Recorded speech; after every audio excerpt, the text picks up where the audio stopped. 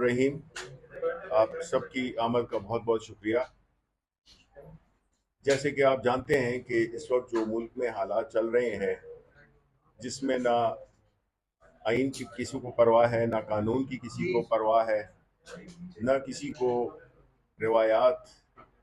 अपना कल्चर, तौर तरीके, सब कुछ एक जंगल का कानून एप्लीकेबल है या इस वक्त राइजुल वक्त है,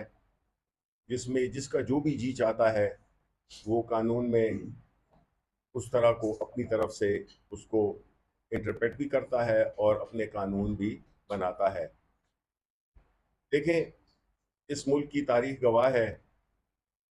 कि जो भी लोग जिन्होंने इस मुल्क के लिए कुछ किया, करना चाहा, उनकी मिसाल बनाई गई, इबरतनाक मिसाल बनाई गई। उनको जलील किया गया, उनको एक ऐसे तरीके से हटाया गया, उनको इस तरीके से ट्रीट किया गया कि आइंदा कोई ये जुर्रत ना कर सके। जल्दी में दो तीन मिसालें अगर आपको मैं दे दूं। जुल्फ़िकार अली भुट्टो, जिन्होंने के पाकिस्तान पीपल्स पार्टी की बुनियाद रखी, उन्होंने मुल्क के अवाम को एक सियासी शऊर दिया, और सबसे बड़ी बात कि उन्होंने 73 का आइन इस मुल्क को दिया, जो कि मुत्तफ़िका तौर पे पास हुआ था। वो अलग बात है कि आज उन्हीं के नवासे बिलावल भुट्टो कुल्हाड़ी लेकर और उस आइन की जो रूह है उस पे कारी ज़रबें लगा रहे हैं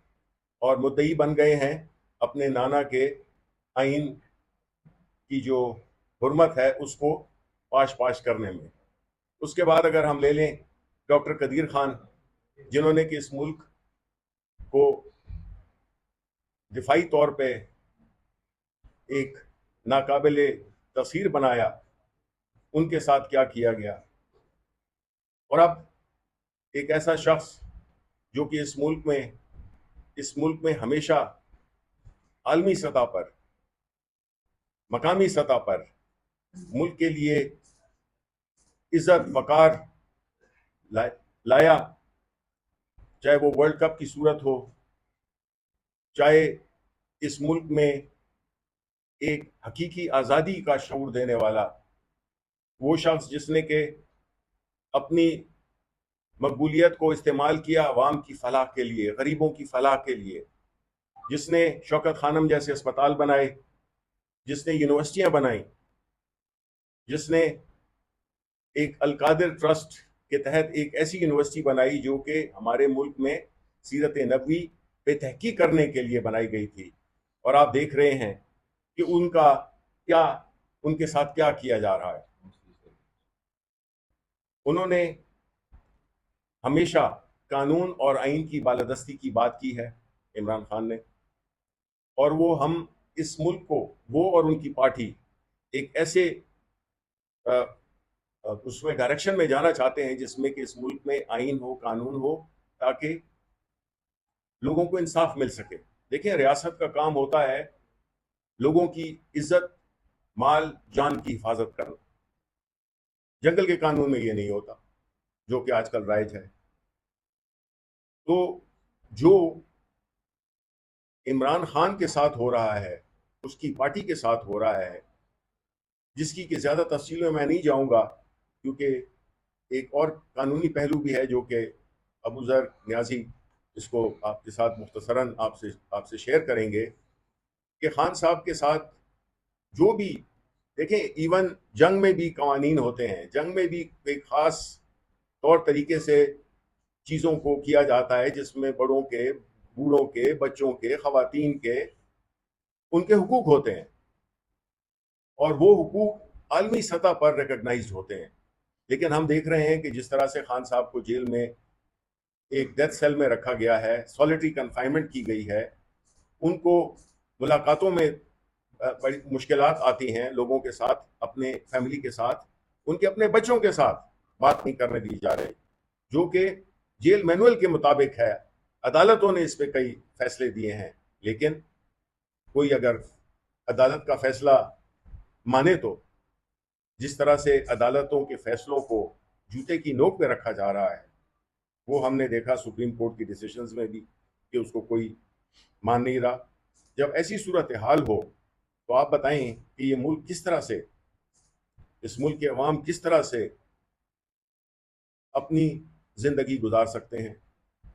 ना उनको जान की गारंटी है, ना माल की, ना इज्जत की। तो ऐसी सूरत हाल में हम ये समझते हैं कि खान साहब के साथ, न सिर्फ उनके साथ बल्कि उनकी बेगम बुशरा बीबी के साथ जो हो रहा है वो बिल्कुल गैर सियासी खातून है।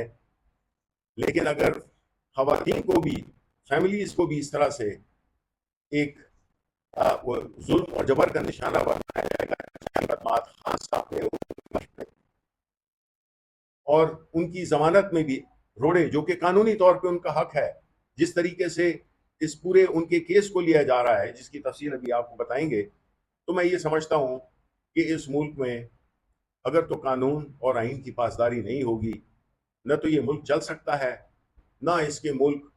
के अवाम खुशहाली देख सकते हैं। और यही एक जो हुक्मरान टोला जो कि